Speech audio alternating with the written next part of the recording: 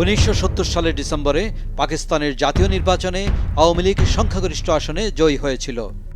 বঙ্গবন্ধু শেখ মুজিবুর রহমানের কাছে ক্ষমতা না দেওয়ার জন্য 1 মার্চেই সামরিক জান্তা ইয়াহিয়া খান ঘোষণা দেয় 3রা মার্চের অধিবেশন স্থগিতের।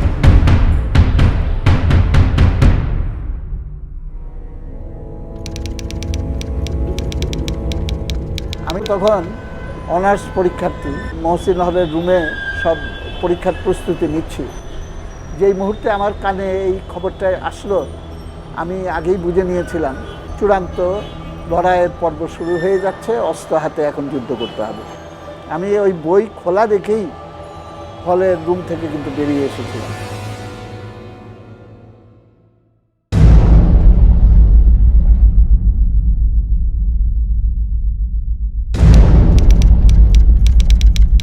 সেই দিনই কিন্তু আসলে আমাদের মুক্তিযুদ্ধের সূচনার প্রথম ইঙ্গিতটা চলে আসলো। আর আমার কাছে মনে হলো যে বোধহয় ওই মুক্তিযুদ্ধ আসন্ন এবং লড়তেই হবে আমাদেরকে।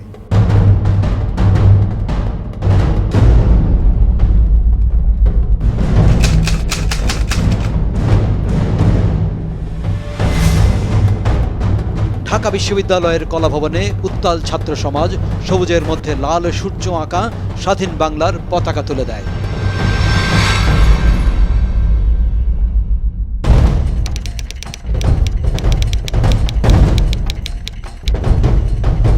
ফজলুল হক খলি আমার নেতৃত্বে গঠিত হয় সূর্য সেন স্কোয়াড। আমি তখন সাংবাদিকতা বিভাগের MA শেষ পর্বের ছাত্র। পড়াশোনার চাইতে পাকিস্তানিদের বিরুদ্ধে আন্দোলন করতে হয়েছে বেশি।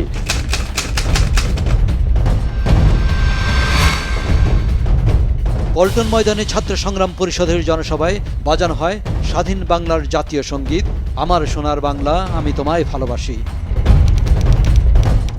আন্দোলন শুরু হলো। আমি, আব্দুল লতিফ ভাই, শেখ লুৎফুর রহমান, সেকান্দার আবু জাফর, কেউ লিখার কেউ সুরের কাজে লেগে গেল। সবাইকে বলি, এই জানিস আজকে কিন্তু আন্দোলনের মিছিল হবে। সেই প্রথম থেকে একদম সর্বশেষ পর্যন্ত আমি জড়িয়ে যাই। আস্তে আস্তে সংগঠিত হতে শুরু করলাম যে যুদ্ধটা হতেই হবে। দয়াগঞ্জ, নারিন্দা, বুয়ারি মিলে একটা সংগ্রাম পরিষদ, যে সংগ্রাম পরিষদে আমি ছিলাম আহ্বায়ক। সময় এদের উজ্জীবিত করেছিল।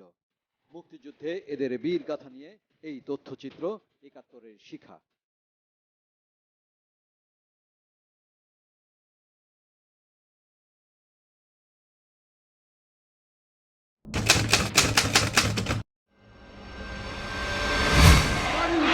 মুজিব ভাই এসে গেছেন। শেখ মুজিবের পথ ধরো, বাংলাদেশ স্বাধীন করো। রেসকোর্স ময়দানের জনসমুদ্রে বঙ্গবন্ধু শেখ মুজিবুর রহমান বজ্রকণ্ঠে ডাক দেন স্বাধীনতার।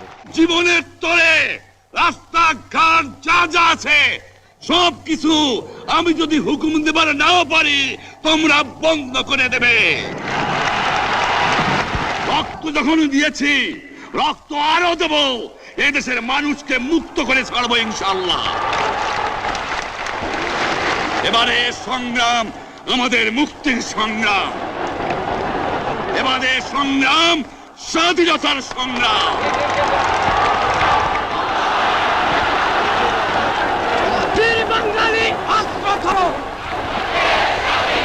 এই উত্তাপ ছড়িয়ে যায় বিদ্যুৎ গতিতে ৫৬,০০০ বর্গ মাইলে, বাঙালিদের শিরায় শিরায় রক্তকণিকায়। সঙ্গে সঙ্গে সমস্ত জাতি বজ্রকণ্ঠে ঝাঁপিয়ে পড়েছিল এই আওয়াজ নিয়ে যে এবারের সংগ্রাম স্বাধীনতার সংগ্রাম, এবং বীর বাঙালি অস্ত্র ধরো, বাংলাদেশ মুক্ত করো।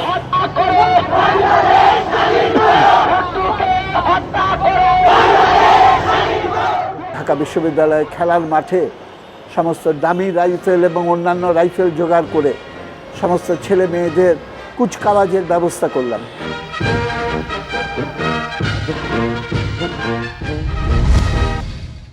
আমরা অভয়দাস লেনে একটা দোকান ছিল, একিন অ্যান্ড কোম্পানি, যারা বিভিন্ন কেমিক্যাল বিক্রি করত। সেখানে গিয়ে যখন আমরা বললাম যে আমরা মুক্তিযোদ্ধা, আমাদের কিছু এই বোমা বানানোর সরঞ্জামের জন্য কিছু কেমিক্যাল দরকার, আমরা নামগুলো বলে দিয়েছি, সেগুলো আপনাদের সাথে সাথে তারা বলল যে তাদের উপরে অনেক জমা করা আছে, সেগুলো একটা মই লাগিয়ে সে উপরে গিয়ে সেটা নামিয়ে তারা নিজেরাই বেবি ট্যাক্সিতে উঠিয়ে দিল। ক্যান্টনমেন্ট থেকে যাতে পাক বাহিনী শহরে প্রবেশ করতে না পারে, তাহলে ওই রকম ব্যারিকেড আমরা কীভাবে তৈরি করতে পারি, সেই রকম প্রস্তুতি। এবং শুনলে হাসি পাবে, এখন আমরা এই ধরনের চিন্তা করে পরিকল্পনা নিয়েছিলাম, প্রস্তুতি নিয়েছিলাম যে যদি শহরে ঢোকার চেষ্টা করে, রাস্তার দুই পাশে ছাদের উপরে আমাদের মা বোন সহ সবাইকে দাঁড় করিয়ে দেব এবং গরম ভাতের ফ্যান এবং মরিচের গুঁড়া সেইগুলো উপর থেকে ছোড়া শুরু করবে, যাতে করে সেনাবাহিনী মুভ করতে না পারে।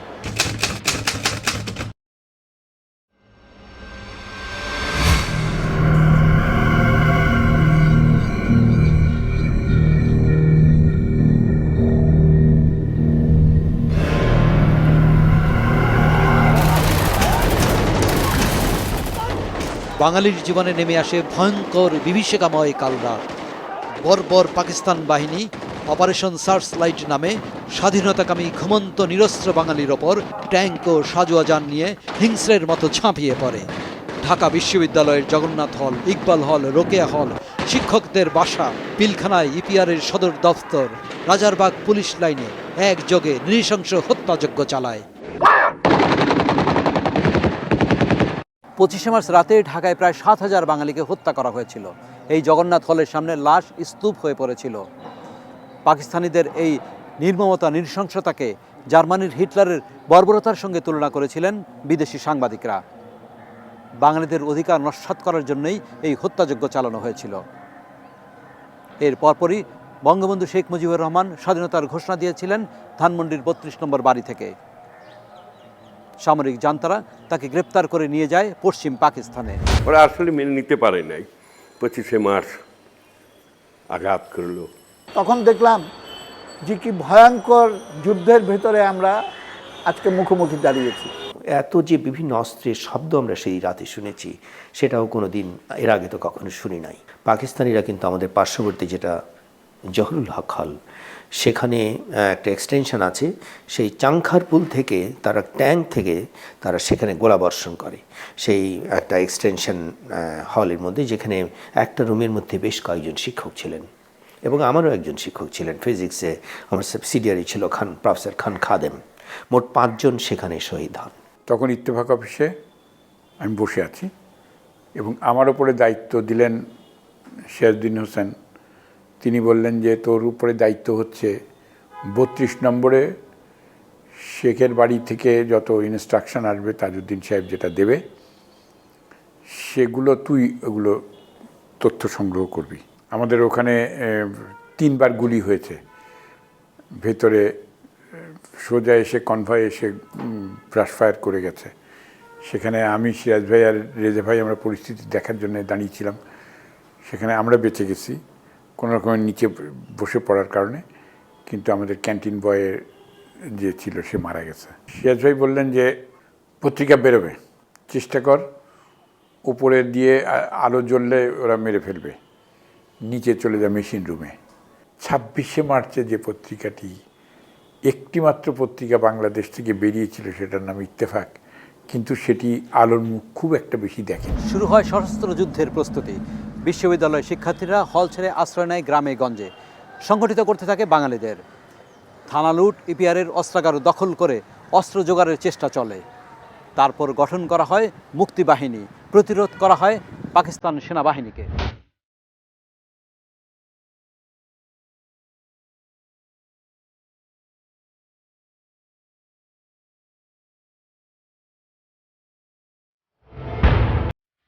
আমি 13ই মার্চ চলে যাই ময়মনসিংহে। সেখানে আমার বন্ধুবান্ধবদেরকে নিয়ে আমি 69 গণ আন্দোলন করেছিলাম এবং সেই সূত্র ধরে আমি সেখানে চলে যাই যে ওই ইপিআর ক্যাম্প আমাকে দখল করতে হবে। লামন্তলা একটা ব্রিজ আছে, সেই ব্রিজের ওপারে গিয়ে আমরা গাছ কেটে সে রাস্তার প্রতিরোধ করার জন্য গেলাম। ব্রিজের দুপারেই আমরা গাছ কেটে ফেললাম, যাতে করে চট করে পাকিস্তান আর্মি ঢাকা থেকে ঢুকতে না পারে। সন্ধ্যার আগের থেকে কিন্তু বিভক্ত হয়ে গেছে 2টা শিবির, বাঙালিরা তাদের ডরমেটারি এবং এইসব এলাকার মধ্যে, আর পাকিস্তানিরা ওই কমর আব্বাসের যে বাড়ি এবং ক্যাম্প বাড়িকে ঘিরে তারা সেখানে তারা একটা ডিফেন্স করে তুলেছে।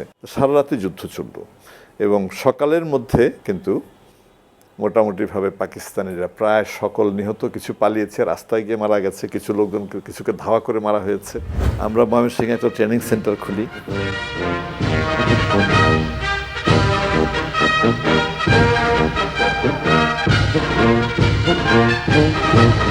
এর মধ্যে পাকিস্তান আর্মি হঠাৎ করে 14ই এপ্রিল এসে মধুপুর বাজারে ঢুকে পড়ে। আমরা তখন বনের দিক থেকে আক্রমণ করে ওইদিকে টাঙ্গাইলের দিকে যাওয়ার পথ বন্ধ করে দিয়েছে অ্যাম্বুশ করে। তখন তারা থার্ড আরেকটা রাস্তা দিয়ে বের করে 3টা গাড়ি নিয়ে এসেছিল, একটা গাড়ি নিয়ে ফিরে যেতে পারে, আর 2টো গাড়ি তারা ফেলে যায় বাধ্য হয়ে।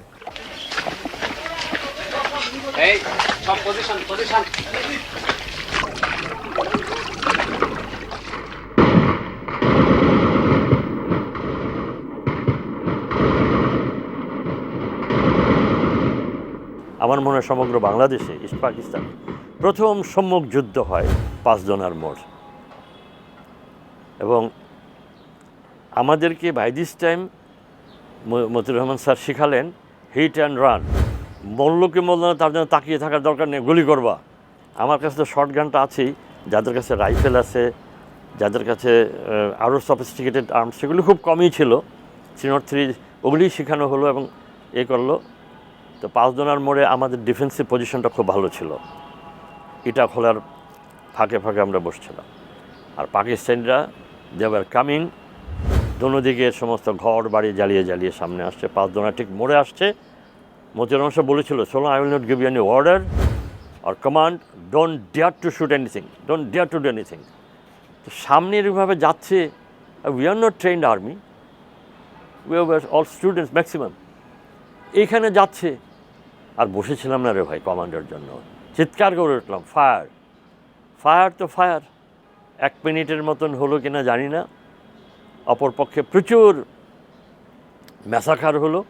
হার্ডলি 200 মিটার্স হবে আমাদের থেকে তারা, বা লেস দেন 200 মিটার্স।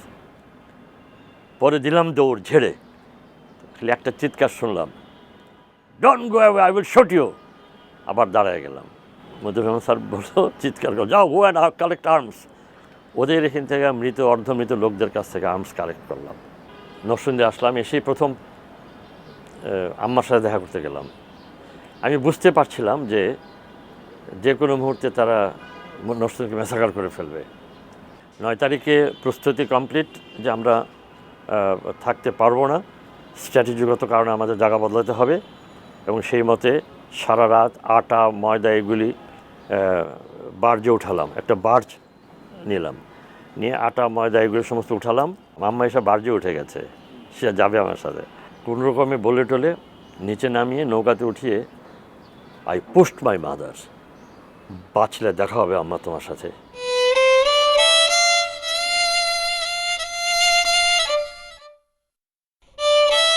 এই 2 দিনের মধ্যে পাকিস্তানিরা নরসিংদী থেকে কোহিনুর জুট মিল পর্যন্ত এসে গেছে, প্রচণ্ডভাবে আক্রমণ করে চারদিক দিয়ে।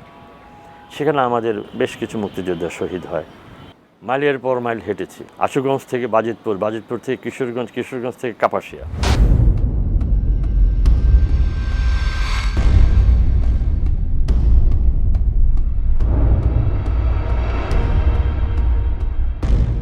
আমার যে নিজের এলাকা সেটা জামালপুর থেকে একটু দূরে দেওয়ানগঞ্জ বলে, সেখানে একটা বড় সুগার মিল আছে। তার মাঠে আমি কিছু অস্ত্র জোগাড় করি। ইয়াং ছেলেরা অনেকে চলে আসলো, পুলিশ চলে আসলো, থানা থেকে আমাদের অস্ত্র দেওয়া হলো, মানে তারাও কিন্তু অনুপ্রাণিত হয়ে গেছে। মার্চের বোধহয় 3rd উইকে পতাকা ওড়ালাম, স্বাধীন বাংলাদেশের পতাকা ওড়ালাম দেওয়ানগঞ্জ রেলওয়ে স্টেশনে, যেখানে যার জন্য আমাকে ধরতে পারেনি ইঞ্জিনিয়ারিং ইউনিভার্সিটির আনোয়ারুল আজিম, ওর নেতৃত্বে আমরা উড়ালাম। ও এলাকায় ছিল তখন, ওকে ধরে পাকিস্তানিরা মেরে ফেলে বাহাদুরাবাদ ঘাটে নিয়ে। 25শে মার্চের হত্যাযজ্ঞের পর ঢাকায় কারফিউ দিয়ে রাখে পাকিস্তান সামরিক জান্তা। 27শে মার্চ 2 ঘন্টার জন্য কারফিউ শিথিল হলে ঢাকা থেকে মানুষ ছুটতে থাকে নিরাপদ আশ্রয়ে।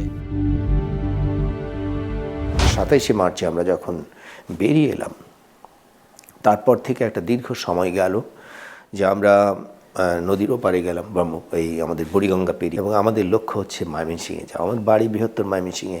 সূর্য সেন স্কোয়াডের সদস্যদের সবাইকে আমরা একটা প্রতিজ্ঞা করেছিলাম যে আমরা ছড়িয়ে যাব, যে যেখানে আমার জেলা সেখানে যাব এবং সেখান থেকে আমরা মুক্তিযুদ্ধ করব। এবং তার মধ্যে আমাদের নজরুল ছিল। নজরুল বাংলা বিভাগের ছাত্র ছিল।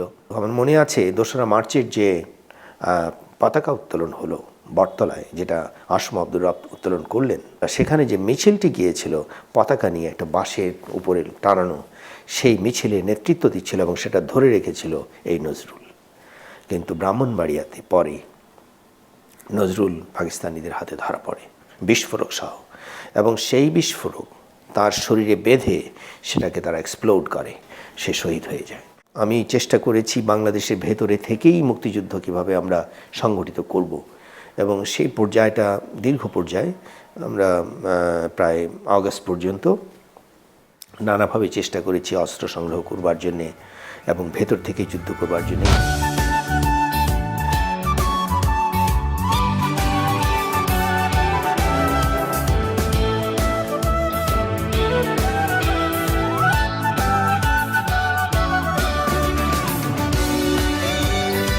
আমি চলে গেলাম ঢাকার পাশে ড্যামরায় যে ঘূর্ণিঝড় হয়েছিল, সেই ঘূর্ণিঝড়ে আক্রান্ত এলাকার একটা এলাকা তুইমোহনী, সেখানে 7-8 দিন থাকার পর আমরা পরিকল্পিতভাবে রায়পুরাতে একত্রিত হলাম। সেখানে পার্টির নেতারা ছিল এবং তারা তখন সিদ্ধান্ত নিয়ে ফেলেছে যে আমাদের কী করতে হবে, এবং সেই সিদ্ধান্ত অনুযায়ী আমরা পায়ে হেঁটে নবীনগর হয়ে আমরা বর্ডার ক্রস করে আগরতলায় প্রবেশ করলাম। পার হলাম জিঞ্জিরা ওই পারে। আমরা তখন স্লোগান দিচ্ছি জয় বাংলা অমুক তমুক। এর মধ্যে মন্টু খসরু যারা ছিল তারা ওই এলাকাটাকে মোটামুটি পাহারা দিয়ে বসে আছে ক্ষুদ্র অস্ত্র নিয়ে।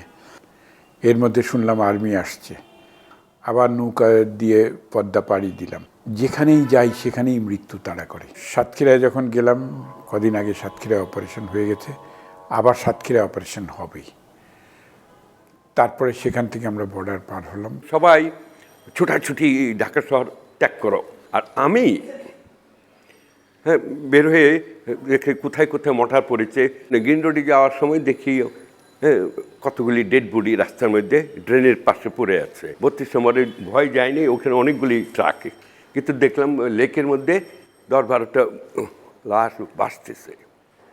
এই হলো আমার প্রথম দেখা। ঘুরে ঘুরে আস্তে আস্তে 11:30 হয়ে গেছে, আর আমার বাবা মা ভাই বোন সবাই আমার জন্য অপেক্ষা আছে। আমি কোথায় আসার পর দেখছি 2টা রিক্সার মধ্যে সবাই বসে আছে। আমাকে দেখে বাবা বলে, হারামজাদা তুই কোথায় গেলি, হয় না তাড়াতাড়ি ওঠ রিক্সা। আমি না না না আপনারা যান, আমি এখানে ছবি আঁকবো, আমি যা দেখছি ওইগুলো আঁকবো। বাবা তো আরও ভীষণ খেপে গেল, খেপে আর কি একটা চট দিয়ে চলে গেলেন, সব আমার জন্য সব মরবে। সারা বাংলায় প্রতিশোধের আগুন জ্বলতে থাকে। সঙ্গীত শিল্পীর শুরু হয়ে যায় প্রতিবাদের ভাষা, চিত্রশিল্পীর ছবি হয়ে যায় প্লাকার্ড, সাংবাদিকের কলম হয়ে যায় শানিত অস্ত্র, কৃষকের লাঙল হয়ে যায় বেয়নেট। যেখানেই পাকিস্তান বাহিনী সেখানেই প্রতিরোধ।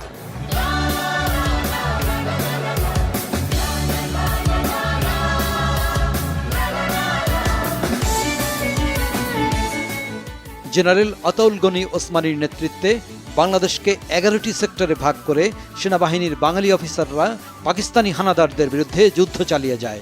পার্শ্ববর্তী রাষ্ট্র ভারত এ সময় পুরো সমর্থন জানায় এই যুদ্ধে। শপথ করিতেছি যে আমি আমার প্রাণের বিনিময়ে হইল মুক্তিবাহিনীর একজন সৈনিক হিসাবে আমার মাতৃভূমির স্বাধীনতা সার্বভৌমিত্ব রক্ষার্থে সর্বশক্তি নিয়োগ করিব।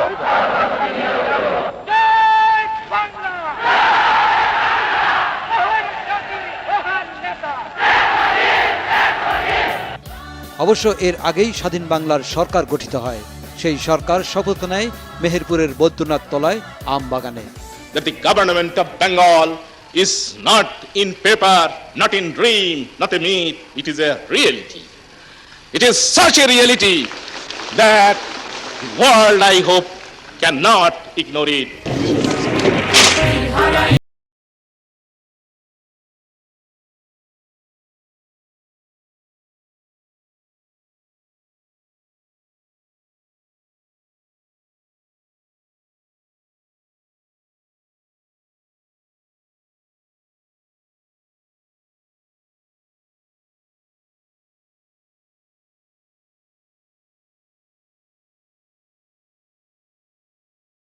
জীবিত করে। কামালপুর যে দুর্গটা ছিল পাকিস্তানিদের, সেটাকে বলা হতো গেটওয়ে টু ঢাকা, যে কামালপুরের যদি পতন হয় তাহলে ঢাকায় পৌঁছে যাবে মুক্তিবাহিনী, এবং সেটাই কিন্তু হয়েছিল, এবং সেখানে কর্নেল তাহের আহত হয়েছিলেন। একটা বান রোড আছে যেটা বাংলাদেশ এবং ভারতের সীমান্তবর্তী একটা সড়ক, এপাশে বাংলাদেশ এপাশে ভারত। তো সেটা বাংলাদেশ অংশে একটা পোড়ো বাড়ি, একটা শীতের সময়, এবং সেখানে ওই যে খড়ের পাড়া আছে, তো ওইটাতে হেলান দিয়ে আমরা বসেছি যে একটু বিশ্রাম নেব, আলোটা আসলে আমরা তো কাছেই আছি বান রোডের। মাত্র চোখে একটু ঘুম হয়তো এসছে, হঠাৎ করে মনে হলো ছায়ার মতো কিছু। আমার ইমিডিয়েট যে ছোট বাহার, সেও কিন্তু বীর প্রতীক, সে মারা গেছে। সে বলল যে পাকিস্তানের এসছে, আমরা ঘেরাও হয়ে গেছি। আমরা দিয়েছি দৌড়, কারণ বান রোডের ওপারে গেলেই আমরা পজিশন নিতে পারবো। এই গুলি বৃষ্টির মধ্যে আমরা ঠিকই বান রোড, ধানক্ষেত, তারপর আমবাগান, সে আমবাগানের ওখানে গিয়ে আমরা বড় বড় আমবাগানে সেই আড়াল নিয়ে সেখান থেকে, এখন হয়েছে কি আমার হাতের দুই ভাই, তাদের গুলিও শেষ হয়ে গেছে। এর মধ্যে হলো কি পাকিস্তানিরা আমাদেরই ধরে ফেলবে, তারা আরেকটা দিয়ে অনেকটা ঘেরাও করে ফেলেছে, তারা তো অনেক সৈন্য, আমরা তো মাত্র 4 জন। এর মধ্যেই একটা ঘটনা ঘটলো, আমি এই নামটা ভুলে গেছি, একজন নায়ক বাংলাদেশ আর্মির, সে একটা মিডিয়াম মেশিন গান নিয়ে এসছে। মেশিন গানটা লাগালো এখানে ট্রাইপডের মধ্যে, আর ওইখান থেকে বাক্সর মধ্যে থেকে চেইনগুলো, তারপরেই শুরু করলো টপাটপ। তো পাকিস্তানি কতজন পড়ে গেল একদম এইগুলিতে। আর সাথে সাথে আমরা ওইদিকে, তারা মনে করেছে যে এক কোম্পানি হয়তো ইন্ডিয়ান আর্মি চলে এসছে, আর এটা দেখে তারা পালানো। একই সেক্টরে যোগ দিয়েছিলেন হারুন হাবিব। অস্ত্রের পাশাপাশি চালিয়েছেন ক্যামেরা, যুদ্ধের পাশাপাশি ছবি তুলতেন, আর সেই ছবি ছাপা হতো বিভিন্ন পত্রিকায়। জামালপুর, বাহাদুরাবাদের মধ্যে যোগাযোগটা আমরা বিচ্ছিন্ন করতে চেয়েছি, কারণ পাকিস্তানিদের একটা ওই এলাকার উত্তর রণাঙ্গনের একটা বড় ঘাঁটি ছিল বাহাদুরাবাদ ঘাট। এর যে ডেইলি সরবরাহ, মানে যেটা হতো সাপ্লাই লাইনটা আমরা কাট আপ করতে চেয়েছিলাম। ওই যে ভাটিপাড়া গ্রামের যে একটা রেলওয়ে ব্রিজ ছিল, ওখানে ডেটোনেটর বসানো হলো, এক্সক্লুসিভ বসানো হলো, এবং একটা প্ল্যান করা হলো যে যখন একটা রেলওয়ে গাড়ি আসবে, গাড়িটা যখন ব্রিজটা এত ছোট যে তাড়াতাড়ি যদি চলে যায় আমরা হয়তো ফিউজে আগুনে দিতে পারবো না। গাড়ি আমরা পেলাম না, গাড়ি আস্তে আস্তে গাড়ি চলে গেল, তারপরে ফিউজ দেওয়া হলো, ব্লাস্ট করলো, ব্রিজটা ধ্বংস হয়ে গেল। এবং আমরা তো জয় বাংলা বলে চিৎকার করে উঠলাম, এটা সেটা, আশেপাশে গ্রাম গভীর রাত্রে সচেতন হয়ে উঠলো, মনে মুক্তিবাহিনী এসে নিশ্চয়ই কোথায় কিছু করেছে। তার ফলে হলো কি, তারপরের দিন যে বাড়িটাতে আমরা আশ্রয় নিয়েছিলাম, যারা আমাদের খাইয়েছিল, পুরো গ্রামটা তারা পুড়ে দিল, গরিব মানুষগুলো, অনেকগুলো মেয়েকে নিয়ে চলে গেল, কয়েকজন মানে লোককে তারা গুলি করে মারলো, এবং ভাটিপাড়া গ্রাম প্রায় পুরোটাই আগুন দিয়ে জ্বালিয়ে দিয়ে দিল। ছাত্র ইউনিয়নের তৎকালীন সাধারণ সম্পাদক Mujahidul Islam Selim nap communist party ছাত্র ইউনিয়ন নিয়ে গঠিত গেরিলা বাহিনীর কমান্ডার হিসাবে যুদ্ধ করেন। সেখানেই এক যুদ্ধে হারান তার বন্ধু সহকর্মী নিজামুদ্দিন আজাদকে। আমাদের একটা বাহিনী, বেশ বড় বাহিনী, নিজামুদ্দিন আজাদ, ইয়াফেজ ওসমান, তাদের নেতৃত্বে দেশের ভেতরে যখন অপারেশনে যায়, তখন সিএনবি রোডের উপরে পাকিস্তান বাহিনীর সঙ্গে একটা সংঘর্ষে লিপ্ত হয়। সত্য কথা বলতে একটা অ্যাম্বুশে পড়ে, এবং অ্যাম্বুশে এমন একটা পজিশন ছিল যে সেই বাহিনীর কয়েক ডজন গেরিলা আর জীবিত ফিরে আসার কোনো সুযোগ ছিল না। কিন্তু সেইখানে অসীম সাহসিকতার সঙ্গে তারা যুদ্ধ করে, এবং যুদ্ধ করে রিট্রিট করে 9 জন আমাদের কমরেড তারা শহীদ হন, কিন্তু বাকি সবাই ফেরত আসতে সক্ষম হয়। পরে আমরা তাদেরকে আবার কনভেনশনাল ওয়ারফেয়ারের পজিশনসগুলোকে ট্রেনিং দিয়ে আবার ওই পাশের জায়গা দিয়েই আবার দেশের ভেতরে প্রবেশ করানোর ব্যবস্থা আমরা করেছিলাম। স্বাধীন বাংলা বেতার কেন্দ্র অনুষ্ঠান প্রচারিত হচ্ছে মিডিয়াম ওয়েভ। স্বাধীন বাংলা বেতার কেন্দ্রে আবেল মাহমুদের গান উজ্জীবিত করেছিল লাখ মুক্তিযোদ্ধাকে। আজও সেই স্মৃতি তাকে অনুপ্রাণিত করে। মোরা একটি ফুলকে বাঁচাবো বলে যুদ্ধ করি, মোরা একটি ফুলকে বাঁচাবো বলে যুদ্ধ করি। ব্রাউন বেরের শফি ভাই আওয়ামী লীগের, উনি কর্নেল ওসমানী, এমআর সিদ্দিকী আমারে ছো মেরে নিয়ে গেল আগরতলায়। আল্লাহর কি হুকুম, জাব্বার ভাই কালো হয়ে গেছে। ওখানে স্বাধীন বাংলা বেতার কেন্দ্রের প্রথম 10 জনের গ্রুপটা সেম বিল্ডিংয়ে, বিভিন্ন জায়গায় শো হচ্ছে, প্রচুর মানুষ আসছে, যা পারে তাই দিয়ে সাহায্য করছে। আবেদ খান কলকাতার আকাশবাণী বেতারে জবাব দাও অনুষ্ঠান করতেন, পাশাপাশি যেতেন যুদ্ধ ময়দানে। তিনি ছিলেন 8 নম্বর সেক্টরের অধীনে।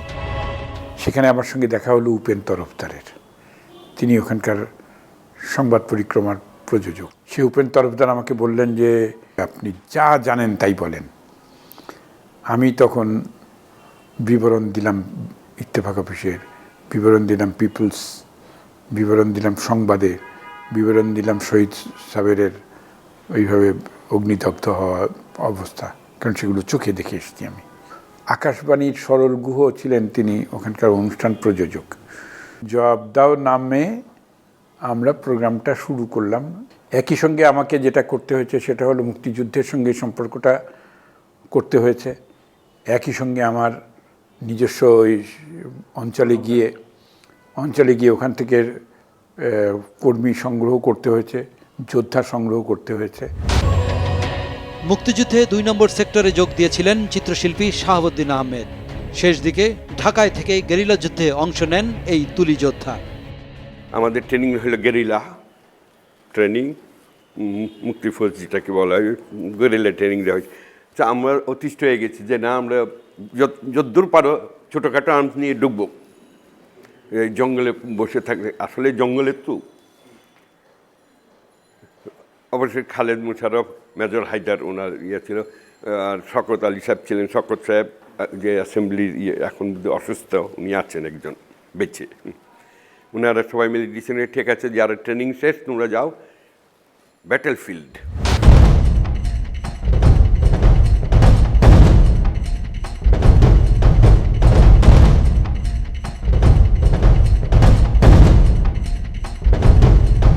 হালদা নদী দখল করতে হবে। যেদিন দখল ওইটা 15ই আগস্ট। তো 15ই আগস্ট হলো পাকিস্তানি স্বাধীনতা দিবস। আমরা ওইখানে প্রায় দখল করে ফেলেছি। এর মাঝে সকাল হয়ে গেছে। তারপর তখন তো ছিলাম ঘরতে, এখন তো রেল স্টেশনে দখল করার জন্য দৌড়ে যাচ্ছে। তখন ওরা বলে দেখতেছে আমরা কতজন। এই চারিদিক থেকে ব্রাহ্মণবাড়িয়া লাকসাম থেকে সোলজার আইসে, রাত্রে যেহেতু ফায়ার হচ্ছে আসতেছে, ওদের সংখ্যা তো বেশি আর অনেক, আর আমরা তো লিমিটেড। ঘেরাও করে ফেলেছে আমাদের। ওই ঘেরাওয়ে আমরা 14 দিন ছিলাম, অ্যাম্বুশ বলি। পিছনে হলো নদী, তো একমাত্র রাত্রের জন্য অপেক্ষা করতেছি। এর মাঝে দেখি যে ওরা সার্চ লাইট জোগাড় করে ফেলেছে। ওরা এই সার্চ লাইট মারা নদীতে, আর নদীতে যেতে পারি না, আর রাত্র এই আটকে গেলাম। সে এরকম করতে 15 আগস্ট ছিল।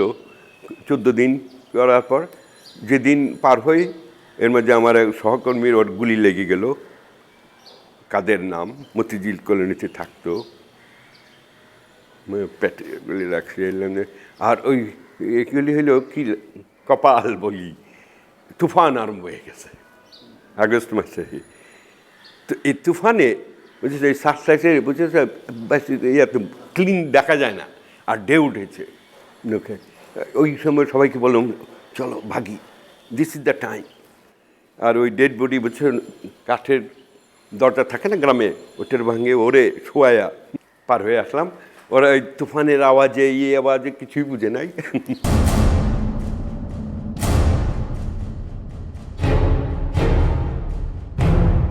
মুক্তিযুদ্ধে আরেক বীরত্বের পরিচয় রেখেছিলেন মোহামিদ। 16 ডিসেম্বর বীর বেশে ঢুকেছিলেন ঢাকায়, আটক করেছিলেন অনেক পাকিস্তানি সেনা সদস্যকে।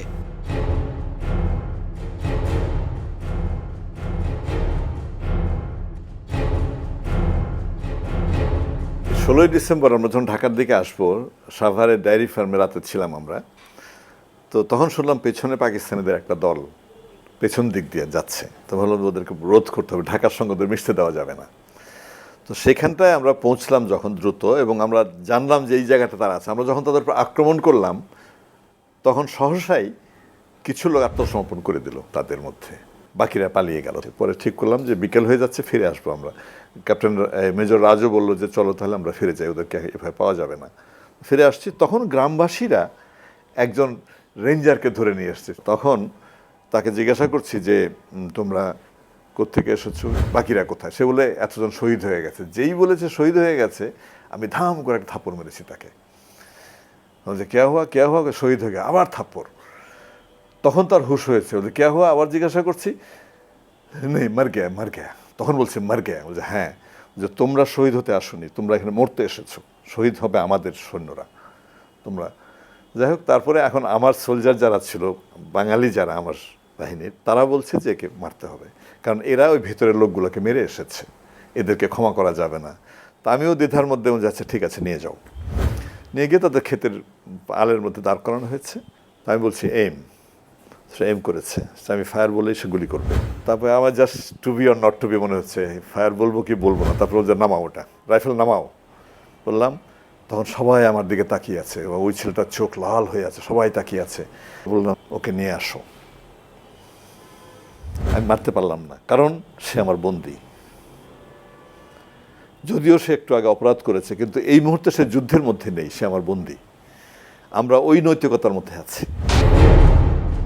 দীর্ঘ 9 মাসের রক্তাক্ত যুদ্ধের পর পাকিস্তান বাহিনী 16ই ডিসেম্বর আত্মসমর্পণ করে ঢাকার রেসকোর্স মাঠে।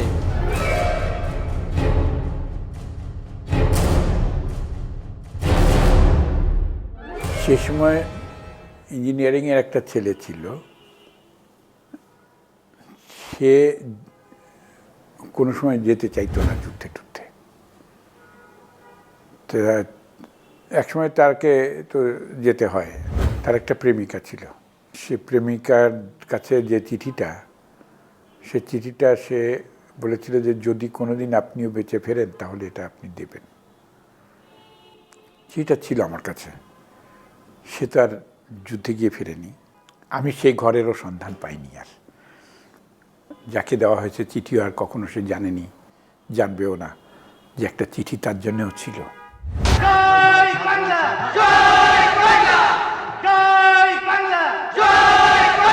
এই 16 তারিখ সকালে না যাওয়ার হবে, ভাবে মনে হয় আমরা স্বাধীন হইতে যাচ্ছি। তো আমি আমার 6 বন্ধুকে নিয়ে এই কলাবাগান থেকে সকালে 9টার সময় আস্তে আস্তে গ্রিন রোডে গেলাম। গিয়ে দিতে খালি আমি প্রথম স্লোগান দিলাম, জয় বাংলা। এই প্রথম 16 তারিখ 9টা 5। অবিশ্বাস্য, যেই দিয়েছে হাই 30 সেকেন্ডের মধ্যে দিয়েছে 5-6 হাজার লোক জয় বাংলা জানালাম আমার ভেঙে। ওই সায়েন্সের মোড়ে যাওয়ার আগে দেখি ওইখান থেকে বিরাট ট্রাক, একদম সম্মুখীন সব সোলজার, মেশিন গান বহনকারী, সব জাল দেওয়া। ওরা ভয়ে রাইফেলের মধ্যে রুমাল, সাদা রুমাল মেলে এবং এরকম করতেছে, ভয় ঢুকে গেছে ওদের। আর তো স্লোগান, আসলে তখন এটা একটা স্লোগানটা একটা বোম মনে হচ্ছিল ওদের কাছে, আমাদের কাছেও। এটা তো আমরা বুঝেছি, মানুষ ওরা কিন্তু বুঝতে পারে না। আমরা দর করে সায়েন্স ল্যাবরেটরি মুড়ে গেলাম, ঘেরা করেছি। গিয়ে দেখি এক ক্যাপ্টেন, নেভির ক্যাপ্টেন, বয়স্ক 60 বয়স হবে। আমি স্যালুট দিলাম, প্লিজ সারেন্ডার, গিভ আর্মস। ও একটা পিস্তল দিল, অফিসিয়ালি সারেন্ডার করলাম। আর এর মধ্যে জনতা তো বুঝতে কন্ট্রোল করা যায় না, ইট দিয়ে মার, জখম করে ফেললো। ওদেরকে কন্ট্রোল করলাম। ফ্ল্যাগ নিয়ে রেডিও পাকিস্তান যাচ্ছি। আমরা পার হইলাম ওয়াল, গিয়ে দেখেছি ওখানে 250 সোলজার টু প্রোটেক্ট, মানে ডিফেন্স দেওয়ার জন্য। হয় এই নিয়ে সব ভুলে যাও। অবশেষে ছাদে উঠলাম, আমি ফ্ল্যাগটা নিলাম। তো ওইখানে টাইনে নামাতে হয়তো নামাইছি, ওই বাংলাদেশ উঠাইছি। যখন পাকিস্তানের ফ্ল্যাগটি ছিঁড়ে ফেললাম, তখন পিজে হসপিটালে আমি খেয়াল করি না, যেটা বঙ্গবন্ধু হসপিটাল, ওইখানে চালা দিয়ে ছাদের থেকে ওরা দেখতেছে, কিন্তু আমরা খেয়াল করি। আর আমি নিচে দেখতেছি সব মানে হাজার হাজার জয় বাংলা বাস, আবার ফায়ার। তো ওইখানে 13 জন মারা যায় গেছে, আর যারা 2 জন গেছিল ওইখানেই মারা যায়। আমার হলুদ শার্ট ছিল, হলুদ শার্টে গুলি লাগছে। আমি তো লাভ দিব না কি দিব, ব্রাশ ফায়ার হচ্ছে। তো অবশেষে ওই সিঁড়িতে, যেখানে উঠতে হয় সিঁড়িতে গড়ায় গড়ায় পড়লাম, পড়ে দেখেছি ধোঁয়া উঠতেছে, আমার লাগেনি, গুলি বেঁচে গেলাম। 17ই ডিসেম্বর সকাল 10:30টার দিকে বুড়িগঙ্গা নদী ক্রস করে আমরা প্রবেশ করে ঢাকায় এসে প্রথমেই যাই শহীদ মিনারে। এবং খুব একটা বিখ্যাত, খুব পরিচিত একটা ছবি আছে, শহীদ মিনারে গেরিলারা একেবারে রাইফেল উঁচু করে তারা শপথ নিচ্ছে। তো সেইটা আমাদের বাহিনীরই সদস্যবৃন্দ, এবং আমি নিচে ছিলাম। সেইখানে আমাদের সমস্ত ফিরে আসা গেরিলাদের যে ক্যাম্প স্থাপন করে তারপরে দ্রুত স্বাভাবিক পরিস্থিতির ভেতরে আমরা প্রবেশ করি।